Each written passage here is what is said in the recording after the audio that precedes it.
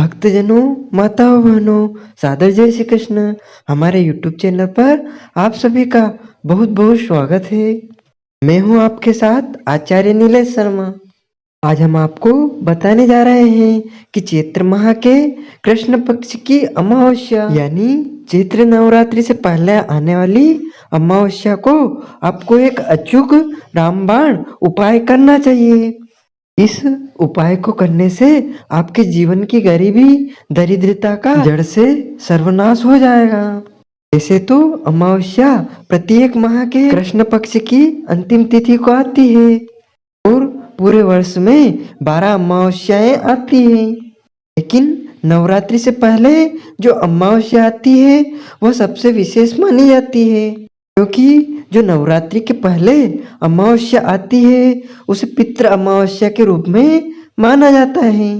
जिस प्रकार शारदीय नवरात्रि के पहले पितृपक्ष रहता है और उसकी अंतिम तिथि सर्व पितृ मोक्ष के रूप में मनाई जाती है, उसी प्रकार चैत्री नवरात्रि के पहले जो अमावस्या आती है वह भी पितृ अमावस्या के रूप में मनाई जाती है और यह अमावस्या सनातन नववर्ष की अंतिम अमावस्या मानी जाती है। इस दिन पितृलोक के द्वार खुले रहते हैं तथा पितरों से निमित्त कोई भी कर्म किए जाए तो वह सीधे सीधे पितरों को प्राप्त होंगे, क्योंकि यह पितृ अमावस्या है। और यदि हम पितरों की तृप्ति के लिए, पितरों की प्रसन्नता के लिए कोई भी उपाय करेंगे तो हमारे जन्म जन्मांतर के पितृदोष समाप्त हो जाएंगे, क्योंकि जीवन में सबसे अधिक समस्याएं पितृदोष के कारण ही व्याप्त रहती हैं। जैसे घर में क्लेश होना या बीमारी अधिक होना या फिर परिवार के लोगों के बीच में मतभेद उत्पन्न होना, विवाह योग्य बेटे बेटियों का विवाह नहीं होना, आर्थिक स्थिति कमजोर होना या कर्ज में डूब जाना, बात बात पर विवाद या परेशानियां उत्पन्न होना, यह अधिकतम समस्याएं पितृदोष के कारण ही निरंतर चलती रहती हैं। और जब भयंकर भयंकर पितृदोष बढ़ता जाता है तो समस्याएं भी और उलझती जाती है। तो पितृदोष शांति के लिए आपको इस चैत्र अमावस्या के दिन पितरों की तृप्ति के लिए कुछ अचूक उपाय करने चाहिए। तो इस बार पितृकर्म के लिए मध्याह्न व्यापिनी जो अमावस्या रहेगी वह 21 मार्च 2023 मंगलवार के दिन रहेगी और इस दिन आपको पितरों की तृप्ति के लिए उपाय करने चाहिए। तो सबसे पहले इस पितृ अमावस्या के दिन आप सुबह जल्दी उठें और जल्दी उठ करके पानी में काले तिल डाल करके तथा गंगा जल डाल करके तीर्थ जल से स्नान करें। यदि आप पवित्र नदी जैसे गंगा जी, यमुना जी, नर्मदा जी, गोदावरी जी या कोई भी पवित्र नदी में जाकर स्नान कर सकते हैं तो यह अति उत्तम रहेगा।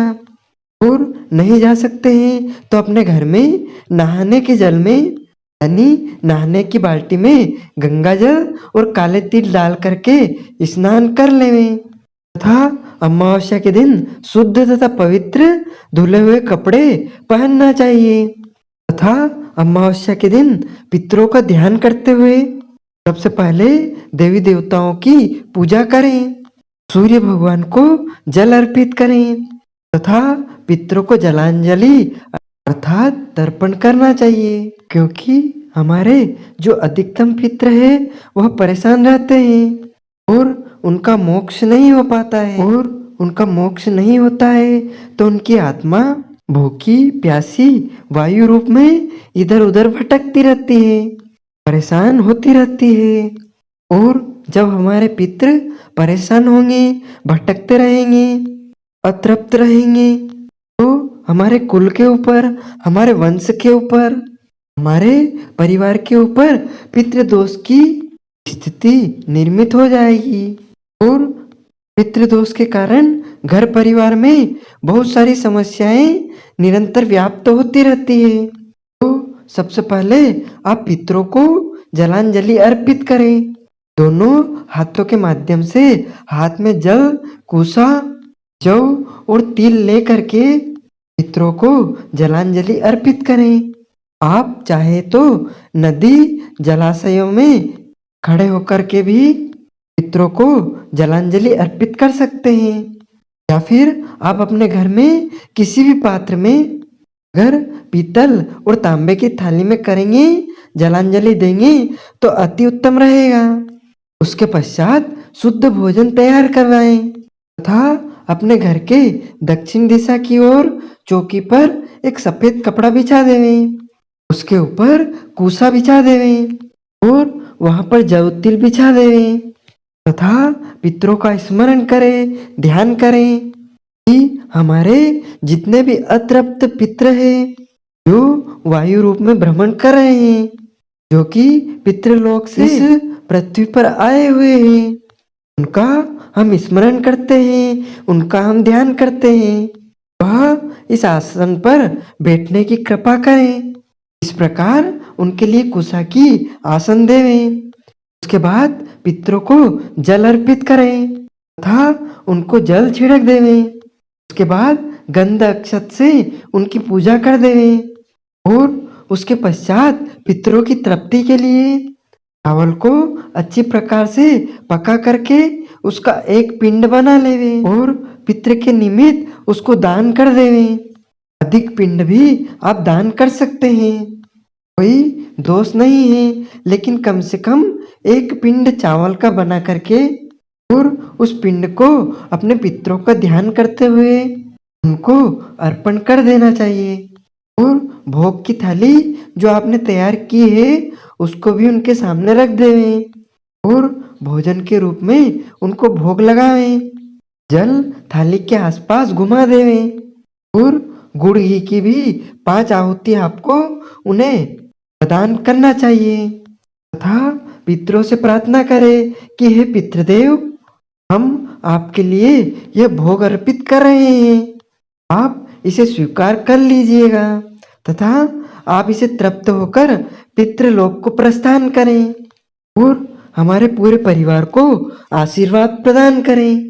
इस प्रकार आप पितरों से प्रार्थना करें और उसके पश्चात आप एक रोटी गौ माता को अवश्य खिलाएं, क्योंकि गौ माता के अंदर समस्त देवी देवताओं का स्थान माना जाता है। और उसके बाद कुत्ते को एक रोटी खिलाएं तथा कौवे को एक रोटी खिलाएं और चींटी को भी रोटी खिलाना चाहिए। और कोई भी याचक, भिखारी या जरूरतमंद व्यक्ति आता है तो उसको भी आपको भोजन का दान करना चाहिए। इस प्रकार यदि आप सभी जीवों को तृप्त करेंगे तो आपके पितृ प्रसन्न होंगे तथा अमावस्या के दिन आप ब्राह्मण को भी भोजन करवा सकते हैं। और यदि भोजन नहीं करवा सकते हैं तो अपने पितरों की तृप्ति के लिए उन्हें सीधा सामान अर्पित करवाएं। ऐसा करने से आपके पितरों को वह भोजन सामग्री प्राप्त हो जाएगी और आपके पितृ तृप्त हो जाएंगे तथा अमावस्या का दिन बड़ा ही पुण्यदायी दिन माना जाता है और इस दिन आदि व्याधि अल्लाह बला को नाश करने वाला दिन माना गया है। तो यदि आपके घर परिवार में बहुत ज्यादा नकारात्मक ऊर्जा है और आपके घर में छोटी छोटी बातों को लेकर विवाद की स्थिति उत्पन्न हो जाती है, घर परिवार में बहुत ज्यादा तनाव रहता है, यह सब पितृदोष के कारण ही होता है। तो आप पितृदोष के निमित्त कर्म अवश्य कीजिएगा तथा आप हमारे इस ज्ञानवर्धक वीडियो को लाइक कीजिएगा, कमेंट कीजिएगा तथा अधिक से अधिक शेयर कीजिएगा तथा अभी तक सब्सक्राइब नहीं किया है तो सब्सक्राइब अवश्य कर लीजिएगा। आपको और आपके पूरे परिवार को सादर जय श्री कृष्ण।